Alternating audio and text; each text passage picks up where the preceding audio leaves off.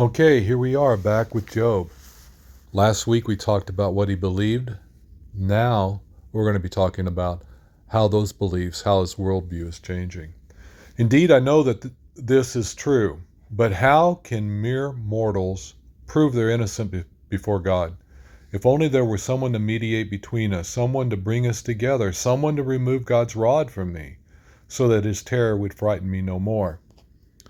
And then in chapter 13, though he slay me, yet I will hope in him. I will surely defend my ways to his face. In other words, he really does believe he'd get justice if he could just make his point with God.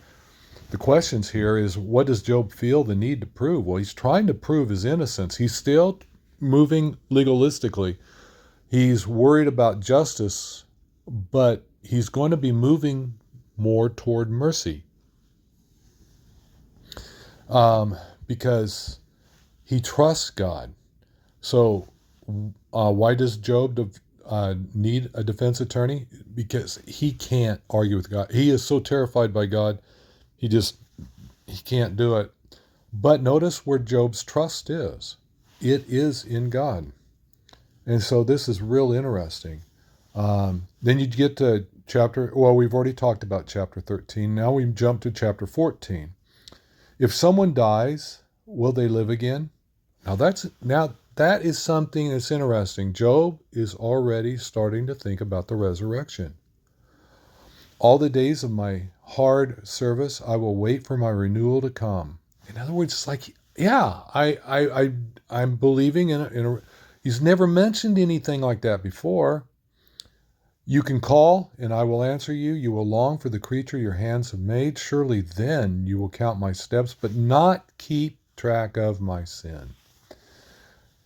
My offenses will be sealed up in a bag. You will cover over my sin. Notice where pain is bringing Job. Job is now thinking about his death. Of course, there are two kinds of pain. You know, the pain that you wish you could die, and then the pain that you wish you were dead. He's in the latter. And what is he thinking about death? That there's a life after death. And why does he think there is a resurrection? Because he has a relationship with God and he believes that God will miss him. What will God do with his sins? He'll just remove it.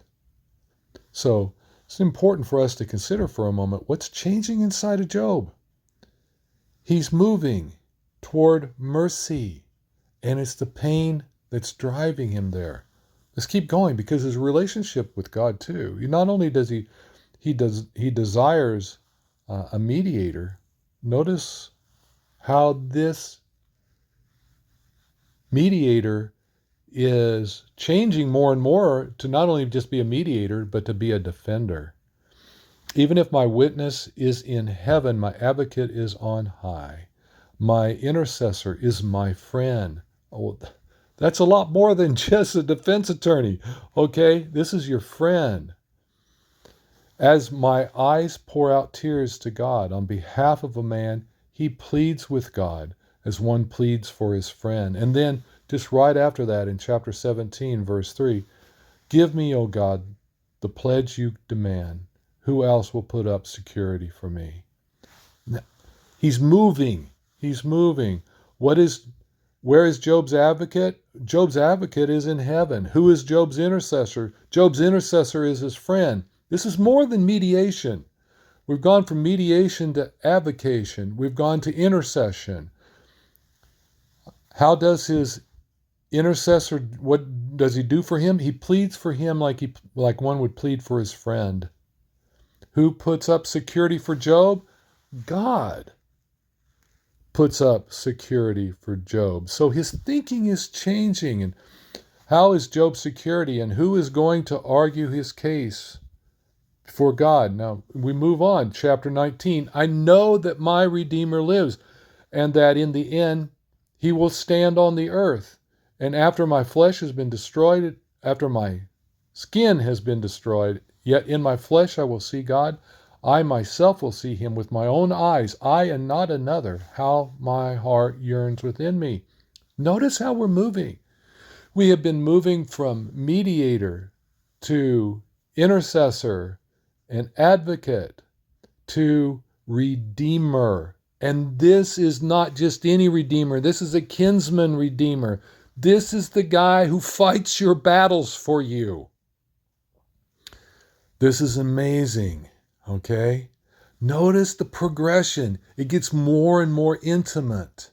And his ideas about God are fresh and new. What is Job's hope after he dies? That he'll see God. And how does Job feel about that? He's ecstatic. Now, this revelation is huge for Job. He is moving, however slowly, to seeing God as his advocate, to his Redeemer. That is a huge move from a mediator to a Redeemer, the one who fights for him. And suffering is what's causing him to change his thinking. This is so counterintuitive. It doesn't make sense. So we need to talk about that when we get together. God bless you. Have a good day.